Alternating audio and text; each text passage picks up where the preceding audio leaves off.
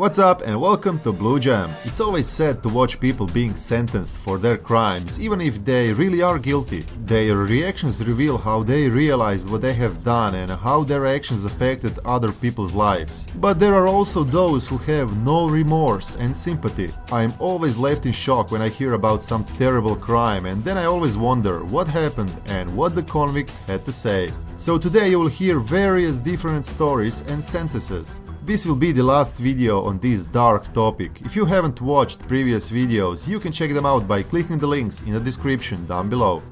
Don't miss new videos. Hit the bell. Ryan Poston's family facing his killer again.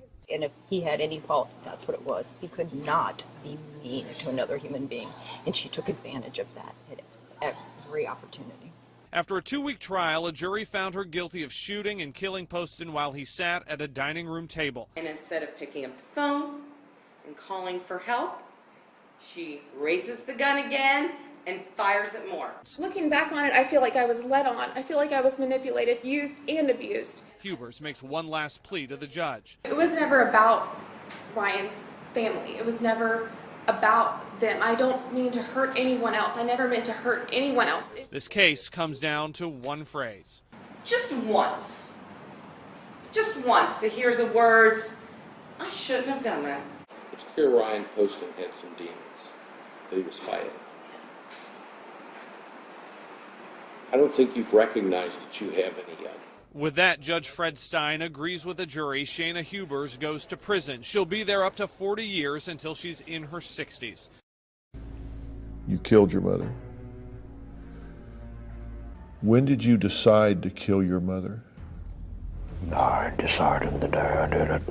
And the method you chose was what? Beating her to death.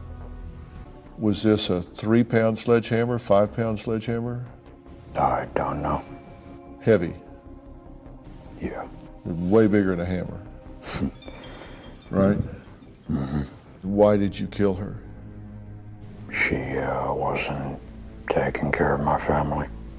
And so because she wasn't taking care of you and your family, you decided to kill her.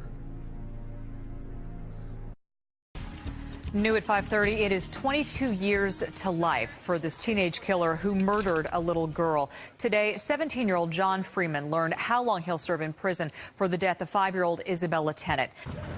John, is there anything you want to say before sentencing? John Freeman had nothing to say before he entered Niagara County Court for sentencing Thursday.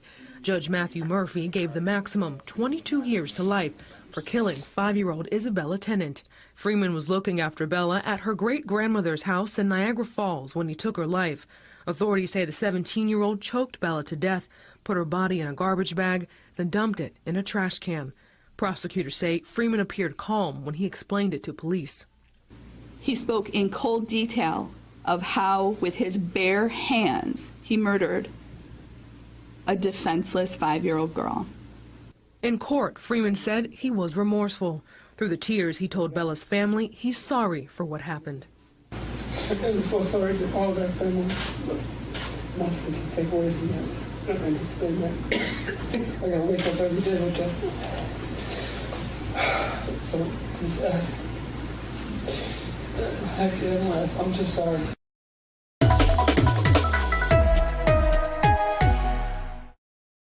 Following a developing story now, it's life in prison with no parole for the Richfield man convicted of killing a former classmate. A judge sentenced Daniel Bartelt late this afternoon for the murder of 19-year-old Jessie Blodgett.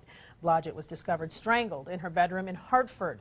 WISN 12 News' Nick Bohr was inside the West Bend courtroom when the sentence was handed down. Daniel Bartelt was the reason everyone was here in court, but the young woman he killed, 19-year-old Jessie Blodgett of Hartford. Even as Bartelt was sentenced to life without the chance for parole, he claimed he's innocent. Blodgett's family said bluntly they don't believe him. I have a disgustingly innate ability to lie to myself that I've exercised far too many times in my life. But I refuse to hurt someone other than myself by doing that. 18-year-old pled not guilty. That's no surprise. But what else happened in the courtroom certainly was.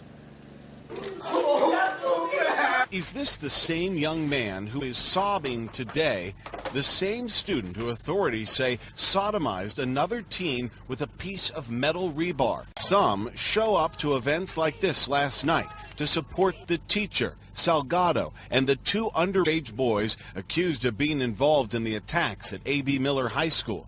The teacher, who authorities say encouraged the attack, is free on $100,000 bail, back in court at the end of August. Both teacher and student facing lengthy jail sentences. Well, she was the lead singer in a local band with a very bright future, but now a teenager from Saline will spend at least 6 years in prison. A judge sentenced Samantha Grigg today in the murder of the University of Michigan student. You took a son, you took a brother, you took my nephew.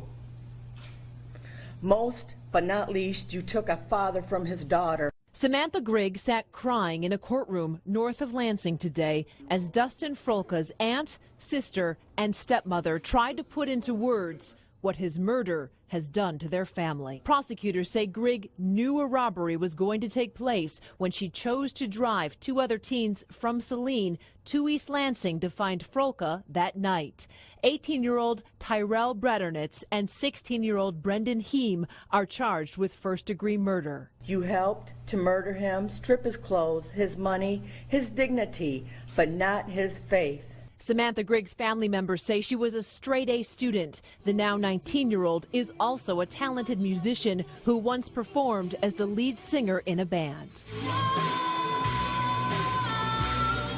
Now, instead of singing and celebrating a graduation from Saline High School, Samantha Grigg is telling a judge she never intended to harm Frolka. I would like to extend my deepest remorse to the family of the victim. He was a fellow musician. It really breaks my heart. And I wish I could take it back every day. But she can't take it back. And now the judge is sending Grigg to prison for 6 to 15 years. I don't think there's peace ever. They've ruined their lives, but they've ruined a lot of our lives too. With his dead mother, his dead grandfather, and a man who gave his life for those people. You sat there with him and went downstairs and finished off his grandmother. And you did that for your own selfish reasons. Maybe it was your age. Maybe it was that you felt that they had done something to you that you needed to get revenge for. But there was no remorse. Just saying you're sorry doesn't make it so. You're not sorry for what you did yet. Maybe someday you will be. You weren't sorry that day. You weren't sorry when you took the stand, and you're not sorry now. Your son will grow up without a mother, and without grandparents, and without a father, just as you did. But worse than you, he will grow up without a father because he will know that his father murdered his mother and murdered his grandparents. There's no worse life than that.